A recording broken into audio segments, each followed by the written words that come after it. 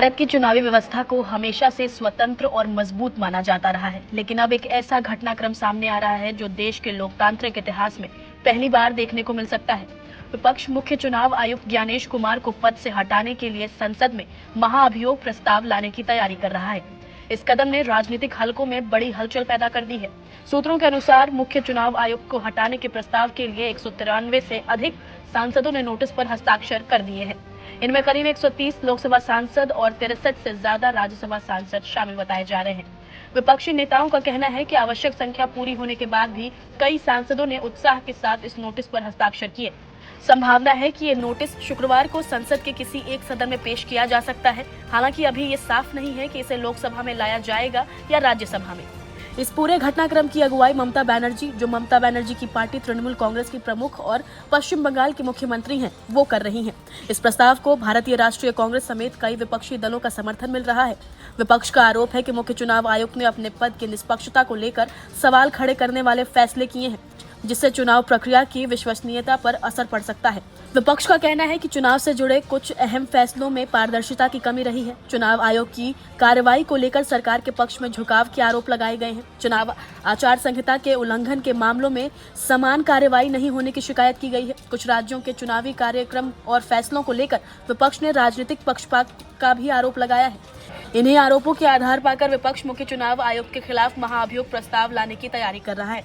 अब सवाल है कि आखिर महाअभियोग प्रस्ताव लाने के नियम क्या हैं? चलिए आपको बताते हैं। भारत में मुख्य चुनाव आयुक्त को हटाने की प्रक्रिया काफी सख्त और जटिल होती है, ताकि चुनाव आयोग की स्वतंत्रता बनी रहे। नियमों के अनुसार लोकसभा में महाअभियोग प्रस्ताव लाने के लिए कम से कम 100 सांसदों के हस्ताक्षर जरूरी होते हैं। राज्यसभा में प्रस्ताव लाने के लिए कम से कम 50 सांसदों के हस्ताक्षर आवश्यक होते हैं। नोटिस स्वीकार होने के बाद संसद में इस पर चर्चा होती है और जांच की प्रक्रिया भी हो सकती है। प्रस्ताव पारित होने के लिए दोनों सदनों में विशेष बहुमत से मंजूरी जरूरी होती है।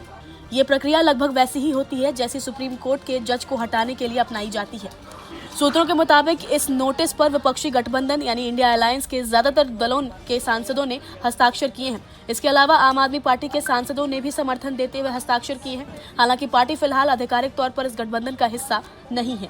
देखिए, मैं उनके इस फैसले का न केवल स्वागत करता हूँ, बल्कि मैं अपनी पार्टी की ओर से, अपने नेता की ओर से उस फैसले का समर्थन भी करता हूँ।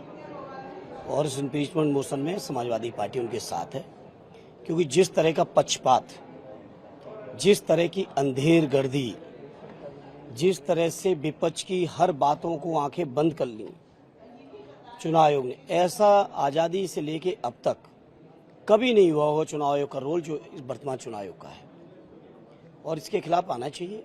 और मैं सोचता हूँ हम समाजवादी पार्टी के लोग उसमें साथ हैं। लेकिन मैं यह जानना चाहता हूं धर्मेंद्र जी कि क्या आपकी पार्टी ने उस पेपर पर साइन बिल्कुल किया है, बिल्कुल किया है। साथ और समर्थन का मतलब ही है, जब हम समर्थन करेंगे, साथ देंगे, तभी तो साथ है। और साथ देंगे तो हम लोग तो लगातार इस बात को कहते चले आ रहे हैं। जिस तरह चुनाव आयोग ने जो परिस्थितियां बना दी, हमारे राष्ट्रीय अध्यक्ष जी ने कई बार कहा कि बीजेपी का झंडा लगा लेना चाहिए इलेक्शन कमीशन के ऊपर, क्योंकि बीजेपी के लोगों की बातों के अलावा किसी की बात सुनने को ही तैयार नहीं वर्तमान चुनाव आयुक्त। इसलिए इम्पीचमेंट मोशन का स्वागत भी है और हम लोगों का समर्थन भी। अब सवाल है कि आखिर ये मामला क्यों इतना ऐतिहासिक है। दरअसल भारत के इतिहास में अब तक किसी भी मुख्य चुनाव आयुक्त को हटाने के लिए इस तरह का महाअभियोग प्रस्ताव नहीं लाया गया है। इसीलिए अगर ये प्रस्ताव संसद में पेश होता है और आगे बढ़ता है तो ये देश की संसदीय राजनीति में एक ऐतिहासिक और अभूतपूर्व घटना मानी जाएगी।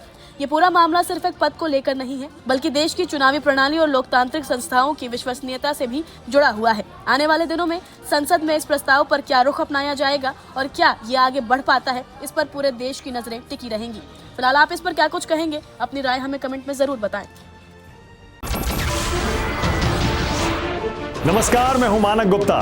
अगर आपको हमारा ये वीडियो पसंद आया हो तो इसे लाइक और शेयर जरूर करें, और हाँ, हमें सब्सक्राइब और फॉलो करना ना भूलें, ताकि आप देश और दुनिया की कोई खबर मिस ना करें। तो जुड़े रहिए हमारे साथ और देखते रहिए न्यूज़ 24।